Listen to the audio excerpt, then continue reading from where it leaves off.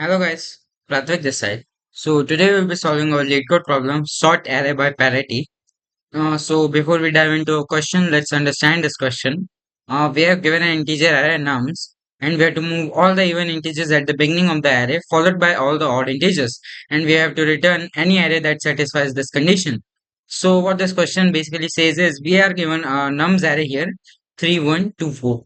What we have to do is we have to return that array in where every element that is divisible by 2 or even number should be at first and then the odd numbers, and we can return this at any specific order.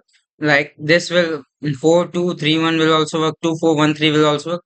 So they only care about that any element, even element should be on first and after the odd element. They don't care about the combination, they don't care about the permutation here. And this makes our question very easy because we don't have to care about the order. For this we can just simply return the any element that is divided by 2 at first and then every element that is divided not divided by 2. So our approach can be here to make two for loops, and first iterate through our for loop where we divide the 2 and it is divisible by 2, and then we push that our resultant element onto our resultant array here, and then after we will create our another for loop where we will push those elements which are not divisible by 2, which will be odd elements. But in case of using two for loop, we can do this by our using our for loop method here. I mean two pointer method here. So what I will create is I will iterate through our array once, but I will keep a pointer that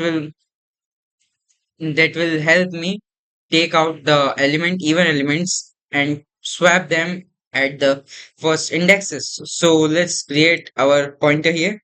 Int p1 is equal to 0, and after this we will just iterate through our for loop, iterate through our array nums size, and now I will just write my if condition if nums I modulus 2 is equal to 0. Then what we will do here is we will swap now. We will swap nums p1 to nums I, and then I will just increase p1.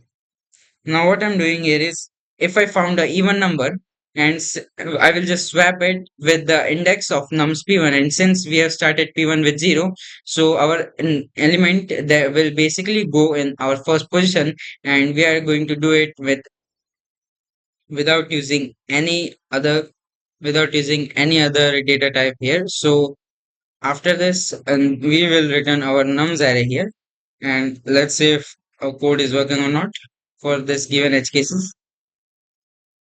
And without this, we have another approach where we can use two for loops to check and to push our elements into another array, a resultant array, where we have to create another resultant array. And in this approach, we have just used our this array and swapped the numbers. And since it is passing for this given test case, let's add one of our own test case here.